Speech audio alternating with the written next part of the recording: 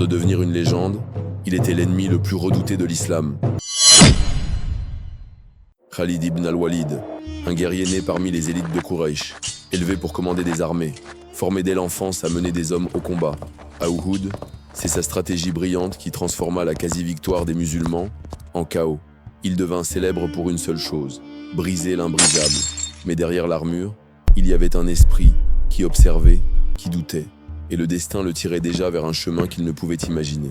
Phrase de clôture, l'épée de Quraysh allait devenir l'épée d'Allah. Après Badr, les Quraysh cherchent vengeance. Voici l'histoire de Khalid ibn al-Walid, le stratège d'Uhud. À Uhud, sous un ciel lourd de poussière, deux armées se font face. Le prophète Mohammed place ses archers sur une colline stratégique. Il leur ordonne « Ne quittez jamais vos positions, quoi qu'il arrive ». Avec cette stratégie, les musulmans prennent l'avantage. La victoire semble proche. Mais voyant les ennemis fuir, certains archers désobéissent. Ils quittent la colline pour le butin. Khalid ibn al-Walid, observateur et rapide, saisit l'opportunité. Avec sa cavalerie, il contourne la colline vide. Par derrière, il frappe les musulmans. La confusion éclate. Blessé, le prophète est protégé par ses compagnons. Les musulmans reculant vers la montagne. Uhud devient une épreuve, une leçon éternelle.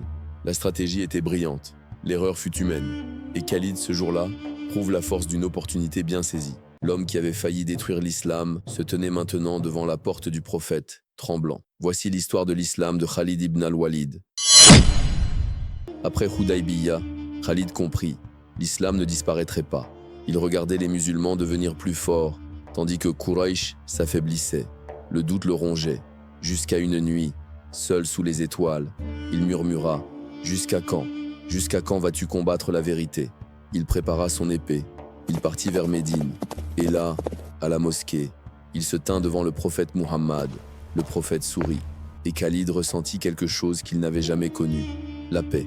Il tendit sa main et dit « J'atteste qu'il n'y a de Dieu qu'Allah. » Le plus féroce des ennemis était devenu le plus grand des défenseurs. Khalid ibn al-Walid de l'ennemi, à l'épée de Dieu.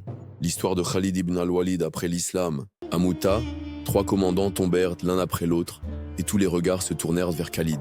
Alors que son armée était encerclée et en infériorité numérique, il imagina une ruse. Il déplaça les bannières pour donner l'illusion de renfort. Les Byzantins se retirèrent, confus. Khalid sauva l'armée et gagna un titre que personne d'autre n'avait, l'épée dégainée de Dieu. À Yarmouk, face à 200 000 soldats byzantins, Khalid mena 30 000 fidèles. Il ne regarda pas les chiffres, mais seulement le ciel. En 6 jours de combat, il écrasa la plus grande armée de l'époque. L'Empire byzantin ne s'en relèverait jamais. Il livra plus d'une centaine de batailles. Il ne fut ni vaincu ni capturé. Pourtant, il mourut, dans son lit, le cœur brisé.